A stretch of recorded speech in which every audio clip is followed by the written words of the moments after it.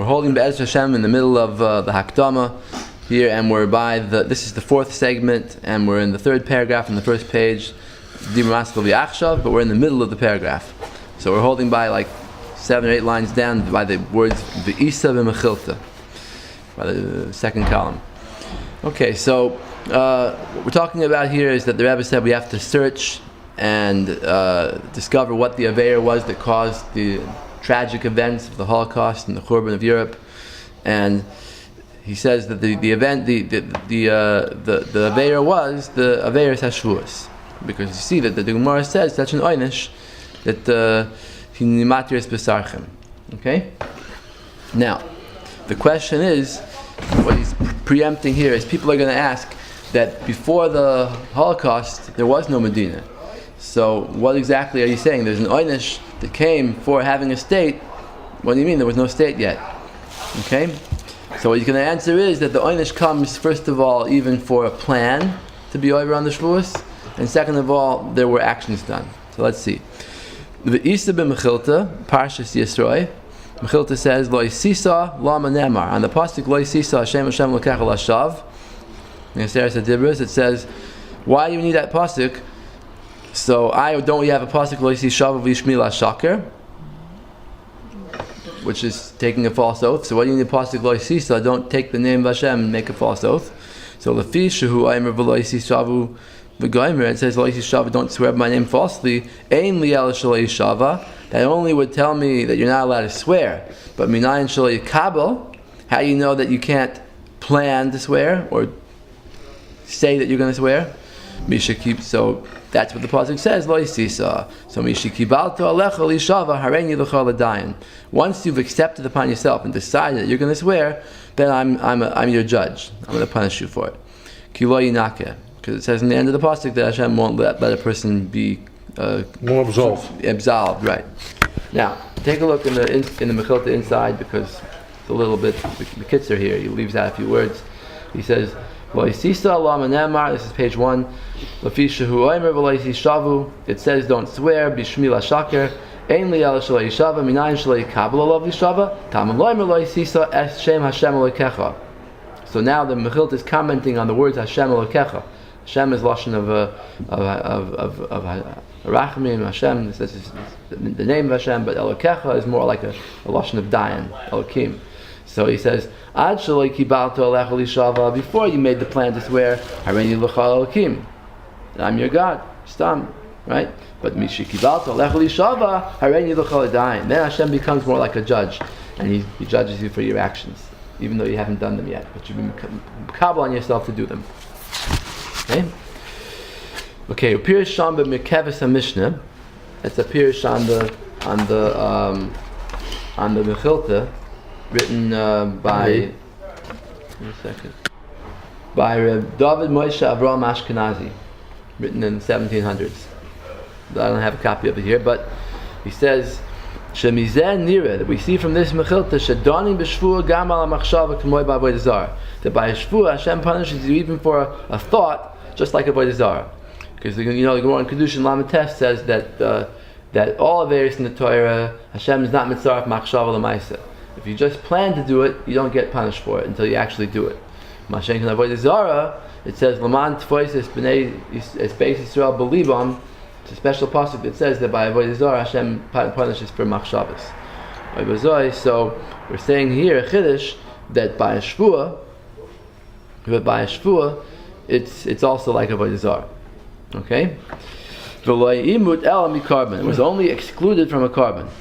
And he's referring here to the Gemara in Shavuos. And take a look, you can turn to page 2. Shavuos Chaf Vav on the base. Says, the Brisa here, the last small line, Meisivei b'sfasaim v'loi b'leiv. It says, Levatei b'sfasaim. The pasuk says to pronounce the shvuah with your mouth, with your lips. So b'sfasaim, the Gemara darshans v'loi b'leiv, but not in your heart. Gomer b'liboy minayin. How do you know in the case when you decided to make a shvuah? How do you know then? Pasuk says that you have to actually say it, but Gomer b'liboy is not enough. So the Gemara asks, Hagufa kasha. Amra, you said b'sfasaim v'loi b'leiv. that is we darshan from the pasuk to tell you that the shvuah made inside your heart without saying it out with your mouth is not called a shvuah. The hadar amra, then you say afterwards, Gomer b'liboy minayin. How do you know that if you just thought that's not called a shvuah? So what do you need two drushes for the same thing? So Amr Rav Sheshes, Halei Kasha, Hachi Kamer, Bisfasayim, V'loy Shegomer b'liboy lehoitzi bisfasav. Bisfasayim tells you that not when you planned to make a shvuah later with your mouth, and v'loy hoitzi, but you didn't actually do it. Gomer b'liboy stam, if he just had in his mind the Isser, in other words, he's saying, with my machshava, I'm making a shvuah. How do you know that? Alright, so we have two different joshes. One's for planning to make a shvuah, and one's for actually making a shvuah without speaking it out. Both of them are parted from a carbon. So, what he's saying here is that that's only from a carbon, but it's still aser. It's still aser to make a shvuah in your heart, or to say that you're planning to make a shvuah even though you didn't actually make it. And Hashem punishes for it. You get the full einish of a shvuah just for planning to make a shvuah. So what's the comparison to Zionism? That when you planned, here they didn't plan to make a shvuah, they made a shvuah. The Jewish people took a shvuah. But the pshat is that the Zionists planned to transgress the shvuah. So they're planning to transgress a shvuah is just as bad as someone who's planning to make a false shvuah. Yeah, but today they're worse and nothing is happening to them. Yeah, that's what people always ask. They ask that, what's going on? You're telling me the Holocaust happened before the Medina, even planning. And here they actually did it. They have no utopia though, as Herzl promised. Yeah, so that's true. They do have. There's no utopia. They want to draft women. They want to draft Bachman. It's not utopia. The Briskerov, they just simon. They still need a big army. Briskerov said that why is the pasuk in Shir Shirim say the first two times im to'iru and the third time is ma to'iru? So he said, yeah, I know that. You said right. So he said because you see that you have a Medina already, and you see all the things that are happening, and that's and it's still going on. All the people are still dying. Matuir, why are you continuing with it? The enemies are killing each other to the last drop. No more suicide bombings. Well, sometimes Hashem is merciful. He waits a little bit and waits for people to do tshuva. But a lot of Jews and Israel, they tell me they feel safer in Israel than they do in America. It's out of blind love for Israel. That's what they do. No, they said they don't have to lock the doors at night. They can walk down the street. You can say what they want. This means true. But it depends where you are. They can say what they want. Certain neighborhoods, that's the way it is, but certain neighborhoods not. Anyway, okay. But they're bold if they love it so much. Let them go there. They are. That's what they want. Anyway, okay, so say what they want. Again, so the question was over here. There was no Medina in during the Holocaust, so what's going on? So the answer is because the planning is considered like the Aveir itself. Now, Vehevi Kain, the Merkavas Mishnah quotes Me'Rabbeinu Yoina. He quotes Rabbeinu Yoina that says the same thing as he says. That says that the planning to make a shvuah is like a shvuah. El shekasav achar kach. He says afterwards the Hishmid Rambam din zeh, from the fact that the Rambam leaves it out. Doesn't say anything about this din that you plan to make a shvuah. Shema minad eino yalas machta. You see that this is not a deraisa; it's only a derabanan. Still kasha why the Ram doesn't bring it, but v'adayin sarchiyun. It's still shver to understand what's the halacha here. In other words, he's saying like this: it still could be that we paskin like it, even though the Rambam doesn't bring it. And this goes to what the Rebbe speaks out in Sim Pei Aleph. Yeah, the Rambam wrote everything blush and cuts there. Yeah, but that's not what he says. In Pei Aleph, he says like this. Let's just turn to Pei Aleph for a minute. He says, after spending most of the Sefer explaining why the Rambam didn't bring the Shalosh Shvuos, but he brought them in a different way, and he explained that, that you didn't have to do tshuva before the gula. So he says, Adayin Yisakish. Everybody who's a Tziyoni is still going to be stubborn about this, and they're still going to say, Lamaisa, the Rambam doesn't bring down the Shalosh Shvuos. You see, Ad Yoyim Hazeh, that's one of the main arguments they make. The Torah should not bring it down either. Right. Yan she'ein mevur behedya b'sefer yad Shalosh Shvuos. Ukvar eveisim v'divrei harash v'arivash she'einam yoyim loichim. Oh, so he says, I brought down the Rosh and the Rivash say that ignorant people open up a Rambam, think they can paskin from it, and they're pasking the exact opposite of what the Rambam held. So einam yoyim loichim v'divrei Rambam hepich dvarav befrat kishiyesh negia atzuma. especially when they have a bias. People who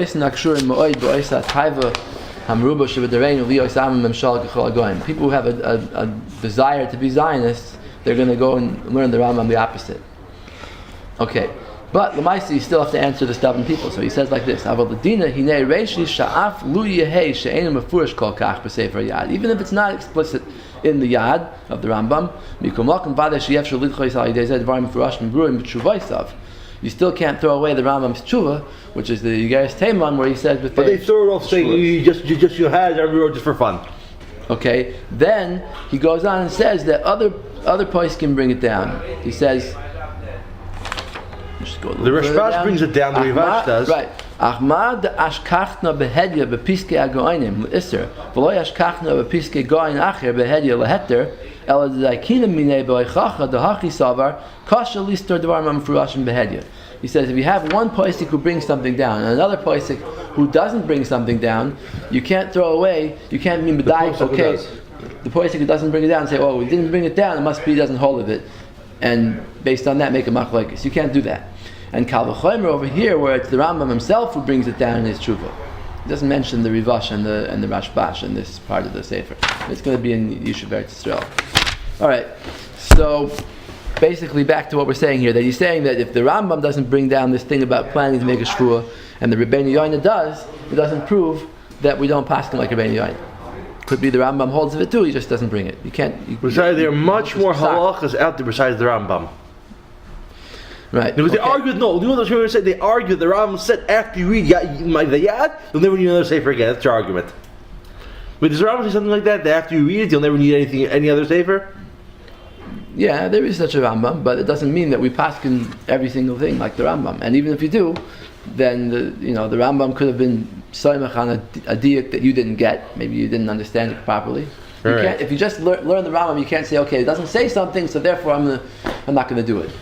Yeah, so that's what the Rush and the Rivash said against such ignorant people. Yeah, they take the opposite of the Rambam. Yeah. Okay. Anyway, loy eis laharich b'zeh. It's not time here to be ma'arich about this. And what he means is, look in Simon Pei Aleph. He's going to talk about it more. Okay. All right. Next, ulam be'inyan zeh. Wait, who brought the psag that Amachshav is like Maisa? It's the Mechilta. And the Mekabes and Mishnah is the Pirush on the Mechilta. Sure. And you said in the last week's Parshat Tetzriah that. Be'inyan zeh, ulam be'inyan zeh, loy haya rak machshava bilvad. However, we don't have to come on to this whole svar that there was only planning to be over on the Shavuos, because in the case of Tzionis, there was a real action. It wasn't just a thought. That we should have to come on to this possibility that Hashem punishes for thoughts. Actually, many vigorous actions were taken. To do this bitter goal of Tzionis. Strategies and different means were put to use. Referring obviously to the Balfour Declaration and the building of the Haganah and the building of the other organizations, the Irgun and the Stern Gang and of course all the illegal immigration and all the certificate, everything. That was a lot of they risked their life by jumping in the ocean, trying to swim past the British guards. And they said you better do that and risk drown the ocean, rather than being out of Palestine. And u'kamoisha roim shekasav Rambam. V'zeh pashut. And this is obvious. Shekoloi fanei ha'pu'ulais. All the actions that are taken, she'oisim b'zeh, that are done in the process of being over on the Shavuos, is havi havar al Shavuos. They're all part of the Averis Shavuos. You don't have to get to the finish line and have actual state. We see this from the fact that the Rambam B'Yigeres Teiman says on a person claiming to be Mashiach. Why did the Rambam bring the man's name down? It's unusual. Why did they bring this man's name down? He didn't know it. This is in Yemen, so the Rambam wasn't there. He was responding to their question. Why, they didn't ask him what this man's name was? Maybe they didn't tell him. They just told him there's a person who claims to be Mashiach. Anyway, A few people have gathered around him. The Rambam responds by warning them very strongly that following this messianic figure would be very dangerous. Because when it becomes known to the government of Yemen, there's going to be a big danger to Yidden, terrible consequences. Gam hizir Isam Sham, and the Rambam warns them in the end of Geras Tema not to transgress the oaths. The cost of Tama Shvuos, and he says the reason for the oaths was because Shlomo Melech knew with his inspiration that this people, the Jewish people, would try to move out of Galus before the time, before the proper time, and they would perish because of this. Rahman al-Islam. And the terrible things would happen to them because of that. So Shlomo Melech knew that, and that's why he wrote the Shalosh Shvuos. So you see from this that now he says what you see from this. Take a look. You see from this, Shiyada Harambam Zal, the Rambam knew that in advance, that this messianic movement would never get anywhere. They would never actually make a state and lead the Jews out of exile. And still he considered their actions being over on the Shvuos. You know, and just the training might say you misunderstand the Geras Tema because it's only a translation from. And he continues now. This shvua, not to force the end, is he shum pu'ulas. It means not to do any actions that are meant to force the end, even if you don't actually succeed. Mimela, kol pu'ulas sha'osim. Any action taken by the Zionists was in this matter, even if it's going to lead to failure. The actions alone, levad, they already transgressed the oath. In any case, it's clear even if you're not going to say that it's the full extent of being over on the shvua, but at least it's better than stam planning. So therefore, you don't have to closer to the real thing than just planning. So therefore, you don't have to come on to this whole chiddush of the mechilta with the Mekevus Mishnah. So das Mekevus Mishnah mechilta sham einu el asmachta. He comes out that it's only derabanan. Ki asiyas pu'ulos vaday have ma'isa neged hashvua. Actions are for sure something against the shvua. V'lo rak machshav bilvad. It's not just a plan.